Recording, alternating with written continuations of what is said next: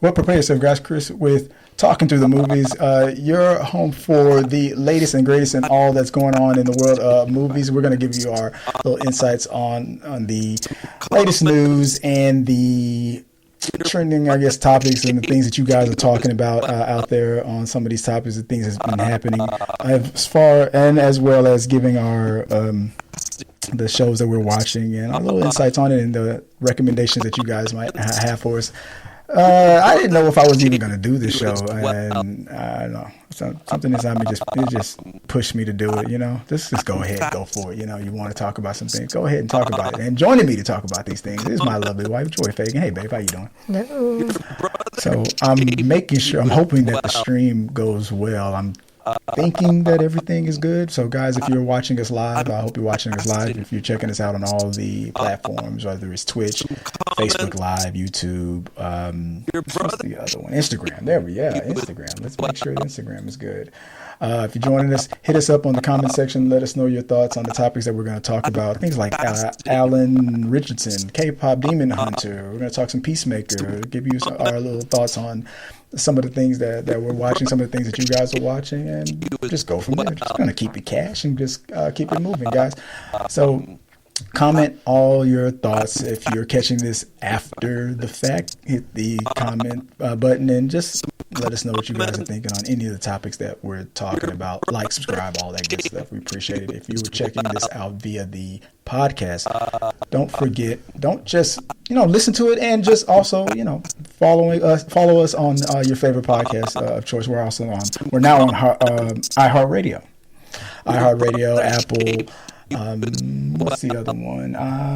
Spotify and all the other good stuff. So yeah, follow us on that, rate it, like it, love it, and let's keep talking, as I always say. All right, guys, let's move on to the first topic of the day. That would be so the word out on the street is that Alan Ritchson, right? Ritchson, yeah. Aquaman from, if you like, Smallville. I mean, I was the huge Smallville guy. And now he's currently on Prime Video as the... Reacher. I almost said, what was that other show I was thinking about? Anyway, not Alan Wake, the black guy. That was, never mind. Reacher. But the question is, will he appear in the DCU, the upcoming DCU? Now, people are wondering what character could he play. So, in an interview, he was asked if he's spoken with James Gunn, if there's any things that he can say about the upcoming the DCU, or any upcoming films, or anything a character that he would want to play, because for a long time, and we've even talked about it on T3mediastudios.com and on the channel, that Batman would be a character that a lot of people would like him to play, probably because of his size and what he's doing on the Reacher show.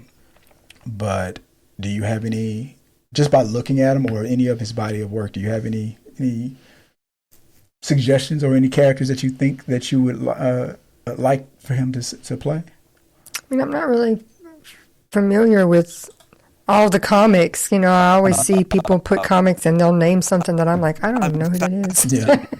So I don't know. I think he would be fabulous in the DCU. Yes, in something to return. I think his, his body type. We've seen he's muscular. He's built. He can hard. Kick booty. We've seen, but also just the other stuff that I've seen. He's funny. He's got natural. He can sing. Yeah. But I think that, they do typically in DCU and Marvel integrate humor into that. Yeah. And he has a natural... Especially James Gunn. Yeah, he's good at that. So I think he would be a perfect fit in there somewhere. Yeah. If Batman is not meant for him. Though I can't get too goofy with Batman. But his funniest role, I think, what was the college one, the football one? He played Thad. trying to remember the name of the show. The Blue Mountain. Blue Mountain State, right? Yeah. That was my show. But just, I mean, we've seen lots of blooper reels from Reacher where they're being silly behind the scenes, and he just very funny. Yeah, he's too funny. And he's always been that way. Yeah, he's been a silly dude. He's one of those guys that's just, I feel like he's one of those guys that can get along with anybody. I think he would get along with with James Gunn and the DC, especially with Jason Momoa. I would love to see them work together. But we have seen them work together. Because he was in the latest Fast and Furious movie. Okay. He's in the franchise. So he was in that franchise with Jason Momoa. So there's some connections. I'm trying to remember if. Wasn't there a movie we saw a little while back that was a kind of like a spy movie, but it was like a lady that was writing, and we were seeing. Yes. And was he in that, like on a side quest, like with another? You mean wasn't that comedy that we saw? It was kind of funny, but it was also with the ice skating on that. It was an action movie, but it was a comedy as well. Where John Cena was in for a little while. Was he? I can't remember who was in it. I just can't remember if I feel like I saw him. Bryce I think so. She was like a writer.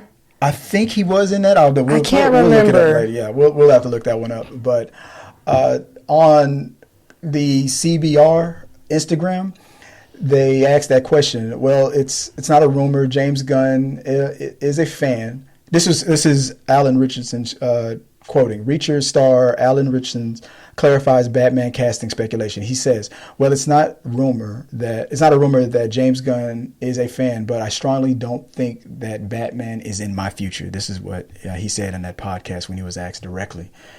And the speculations of the characters, if he can't play Batman, the question is, okay, so what characters would you like beyond Batman? See what I did there? So I went down the line of this thread here on CBR because I already have my suggestions. But if you guys have any suggestions, who do you think who would you want to see Alan Ritchson play if not Batman? And I already know the first one, the obvious one that people are going to start off with. So one person starts off with would be the best Batman ever, but okay, if he can't play Batman, who could he play? Another person says this is San Sarcasta Batman 2018 says he's perfect for Captain Atom. Captain Atom is like he's an atomic type of like he shoots like atomic rays or stuff like that at you, and he flies. He's like a Superman type, flies, strength, lasers kind of a thing. Military background. I think if I'm not mistaken, now correct me if I'm wrong, this character was like a military experiment. I think maybe even to be a rival to Superman, but then he joins the Justice League. He is in the Justice League. He is a hero, and he follows orders. So yeah, that is a good fit. This another person says maybe Red Hood. Or Captain Marvel. Captain Marvel was that's Shazam. Yeah, he says Shazam. There's a suggestion for him. Yeah, and then here comes the obvious one from Emily. Says Aquaman or Captain Atom. Aquaman.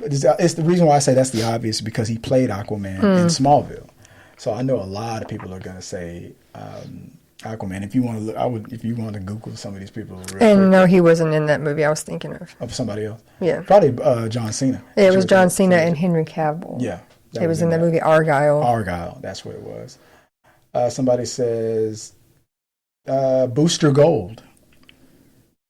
See, that's why I'm saying they come up all these names and I have no idea what we're talking about. Besides Aquaman, Captain Marvel, other than that, I'm going, I don't know who that is. What's the name? Chris Pratt is being recommended a lot for Booster Gold. he's a regular average dude, but he's from the far, far, far future, and he uses future tech to go back in time to be a superhero. He's like a nobody where he's from, but when he goes back in time, he uses his technology to actually join the Justice League. He's funny as hell. He's a very funny dude. I just don't see physically him being. I mean, I can see Chris Pratt playing that character, as goofy as I've seen him play, but I don't see Alan Ritchson playing it.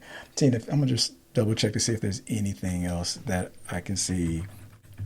Here's Captain Atom, and I'll put it up on when I make this a segment. Here's I don't know if that does it justice, but just a big silver looking dude with and he just shoots atomic rays and stuff at you. I mean, but as far as physically, yeah, I mean that kind of fits it.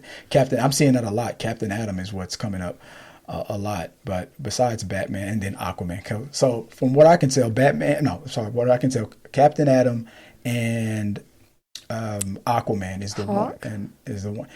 Hawkman was so we already have a Hawk girl. We had Hawkman appear in the DCEU recently with The Rock in that Black Adam movie. I can see him being Hawkman, but I don't know. I don't know if I like that as much as I like Captain Atom. I mean, maybe it's because he's playing a military man in Reacher, and Captain Atom is militant. So I don't know. But physically, I mean, as far as physicality, I mean, you know a little bit about. You've seen Hawkman before, right? I mean, that's okay. I mean, yeah, he can pull it off. All right. I mean, that's pretty much the suggestions that I've seen, and I can get down with it. But do you think, before I move on to the next question, is it too on the nose for him to play Aquaman? I mean, since he's already played it in Smallville, I'm pulling up what he looked like back then. This is a young baby Alan when he played Aquaman. Let's see here if I can pull this up. Maybe I can even show it up on the screen here. I don't know if this will show. Is that gonna show? Look at that. That's a young. I mean, I don't think it's. But that's. I mean, if they want to really be funny and kind of meta, break the fourth wall a little bit, to be like, seems like it's been ages, or seems like I did this in another life, or I don't know, make some kind of a comment where you're like. But it's kind of like the reason why when James Gunn told Michael Rosenbaum, like, he loves his Lex Luthor, he's his favorite Lex Luthor, but his Lex Luthor would not fit as the Lex Luthor that he had, in his mind. But I mean, but when you look at the comic book covers of Aquaman and all these other pictures, I mean, blonde and, big, he fits it. Even like the old school Aquaman. Justice League Aquaman. Now this one, it was short, blonde. Yeah, he fits that one. I don't know if I can show it. Yeah. Now that I could see. That kind of looks like him. I don't know. But the old school, I don't know. The one with the Wonder Twins and everything. You always say, with the underwater. If they did that, that would be hilarious. That would be funny. But yeah, or make it funny, because I seen in the comic books, cartoons, he's kind of funny. The Brave and the Bold, he would say outrageous, but I don't know. I can see it, but let us know what you guys think. Who do you want Alan Ritchson to play in the DCEU if he was cast? If he can't be Batman, who would you rather have him be? Let us know in the comments below, and leave your thoughts, and let's keep talking. Moving on to the next topic. What do we have here? Some of the things. So one of the things that I didn't know that I was even going to be a fan of. I finally got around to watching Kpop Demon Hunter.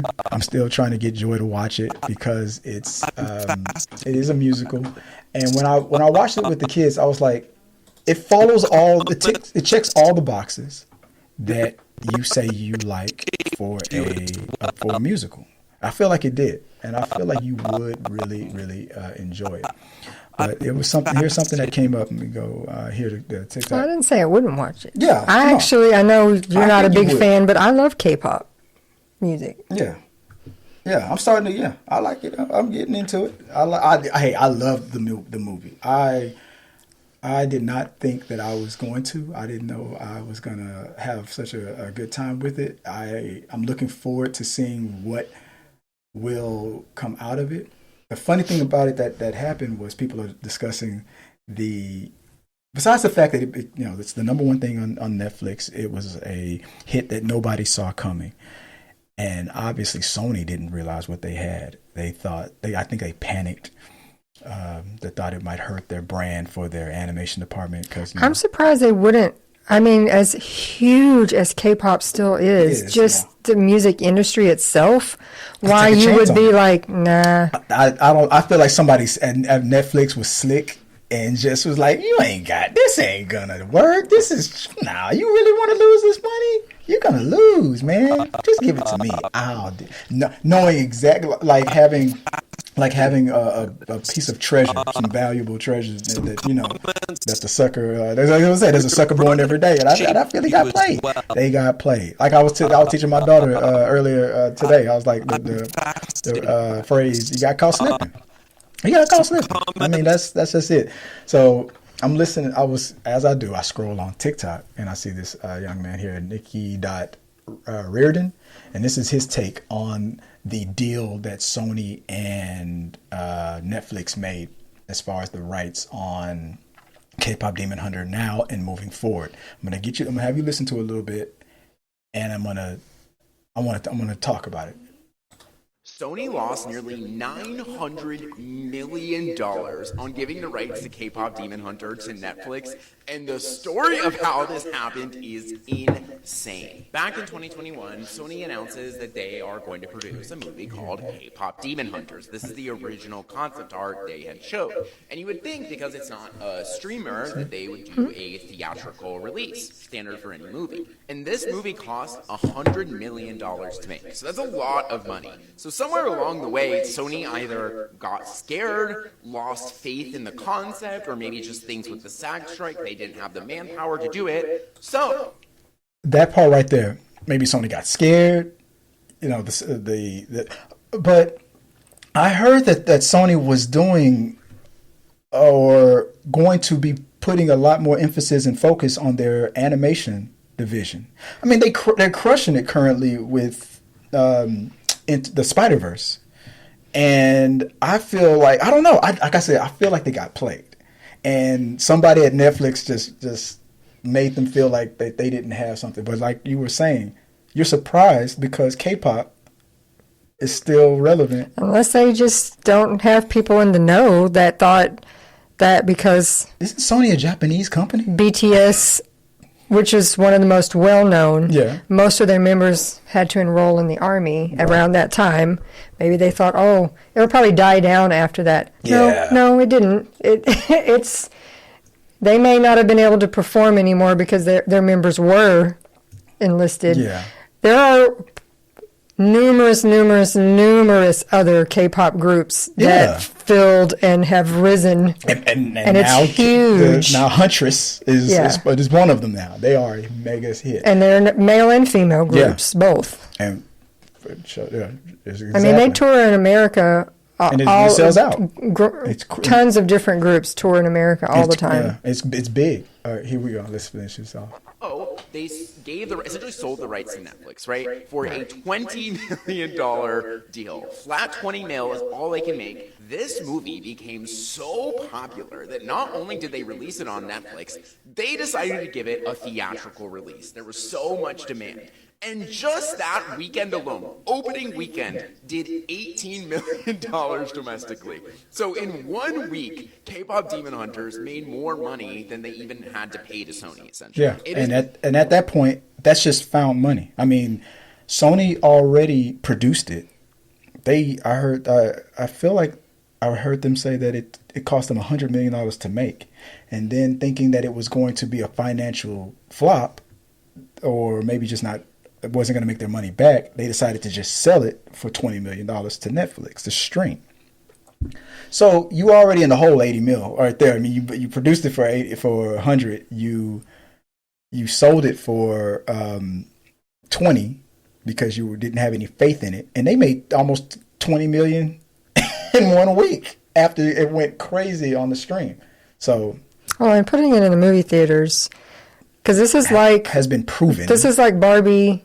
Yes. This is like Wicked. Yes. Because people are like, I will watch this 3, 4, 5, 6 times in a row because people want to get together, even with people they don't know. I want to sing it out with a bunch of random strangers because I just love this. This is. But at the same time, if everything was on paper was saying this was not going to be a hit, just like there's more movies that are produced that are not hits versus the ones that are hits.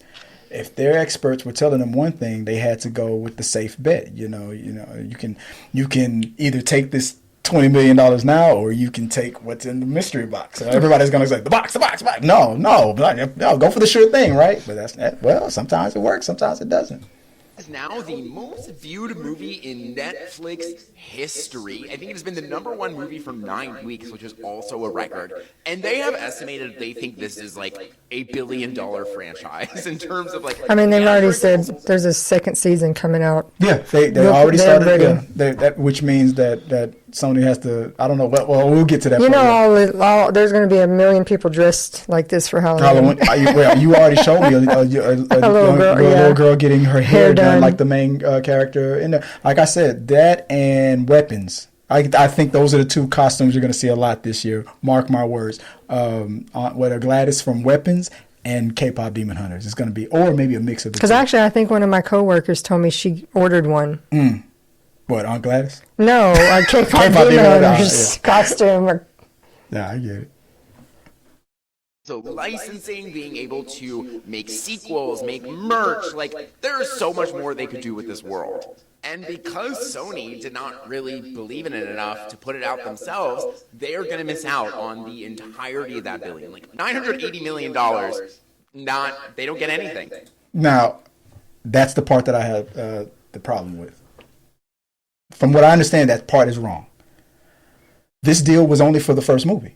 That $20 million that they got for the rights for Netflix to do whatever they wanted was only for this movie. Now you're asking Sony now to make a sequel. You're now saying, okay, now produce a sequel. Sony still owns the rights to this movie. Sony still owns pretty much everything. They have they leased that film alone to Netflix to do what Netflix did with it, put it in theaters, all that stuff, and they were like, I'm pretty sure Sony was like, dang.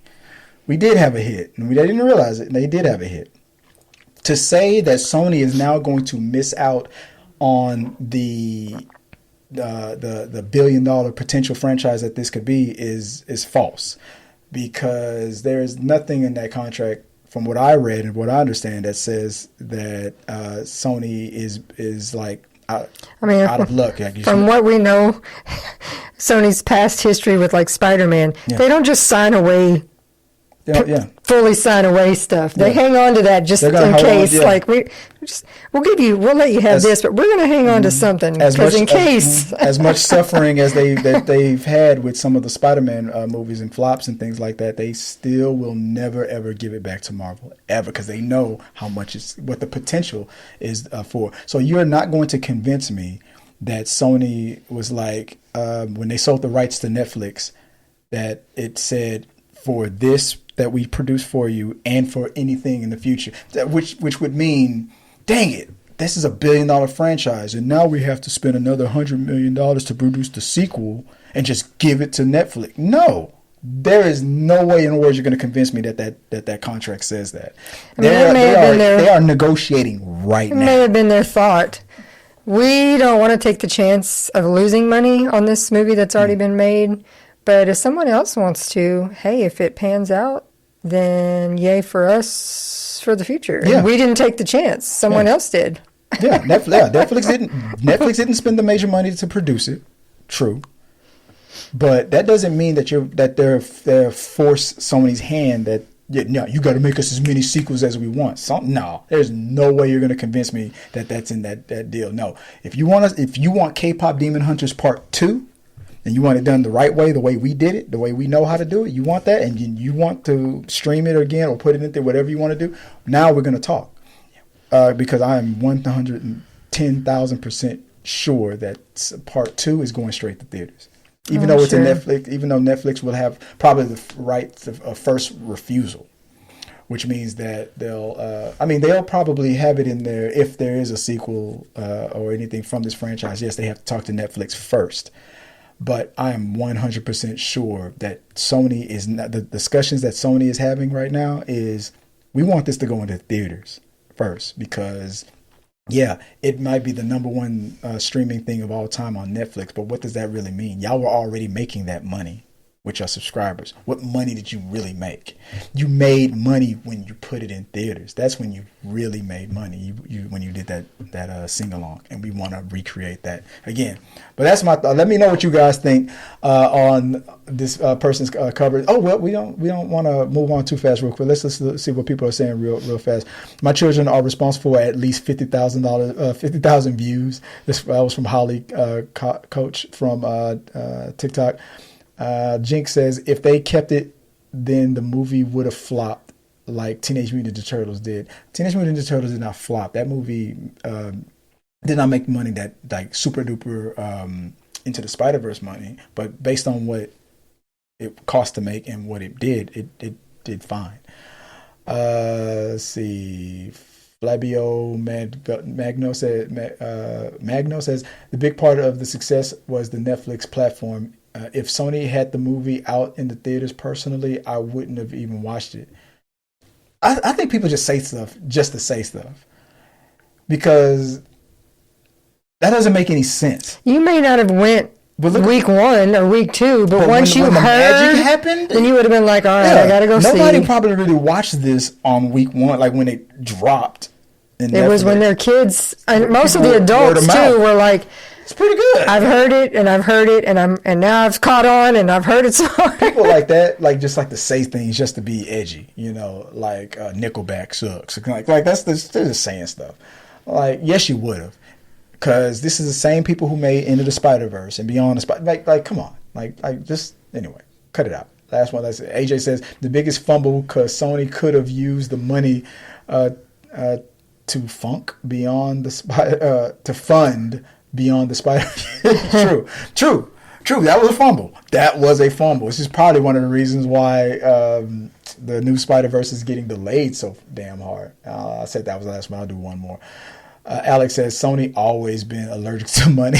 I'm like, this is still the company that made the Spider-Man movies. The what was it? 21 Jump Street was a gamble. Well, like this next comment says. What do you got? According to this Nikki Reardon guy, this movie was made in 2021. Which was right after the pandemic, which Sony would have been like, no one's watching movies right now still. We haven't recovered. That might have been I don't think we want to do this. So let's just get rid of it and see what happens. And if it's just now. In the pandemic, it probably would have been a flop no matter what. But we're talking now, this has been 4 years now. We're in the future where people are watching movies again. So yeah, even during the pandemic, even if they gave it to Netflix, if Netflix would have released it in 2021, I don't think it would have had it would have been well, you know what? People were, because we were all stuck at home. Probably would have got twice. Would have gone crazy, but at the movie theater, but there was no movie theater. There wouldn't have been no $18 million. So yeah. There you go. Let us know what you guys think. Do you think that Kpop Demon Hunter 2 or anything moving forward is going to be a loss for Sony?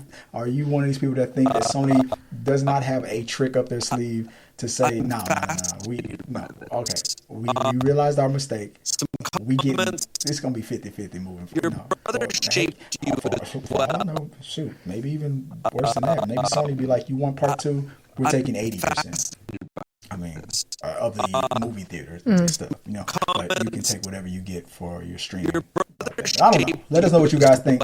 I want to hear your thoughts on it. And did you watch Kpop Demon Hunter? If you did, what did you think about it? Let us know in the box below, and let's keep talking about that. Moving on, we're already past the mark. I'll do one last topic real fast. We have been watching Peacemaker season 2, and I'm not gonna lie, the first episode, we're gonna do a recap real quick of the first 2 episodes as well. The first episode, I don't know what I felt about it. Maybe it was that theme song. Maybe that was it. I wasn't feeling it as much as it was with the first season. But that The second second episode, one was it crushed it. I liked the first episode, but so in that first episode, we a few years after everything went down with from season one, that first shocker was that how James Gunn decided to retcon how the season ended. You know, you had Henry Cavill allegedly floating out there. You had Flash and Aquaman, Jason Momoa and Ezra Miller making their cameo, and they decided to retcon that and just throw in Green Lantern, who's played by what's his name? Nathan Fillion and Hawkgirl.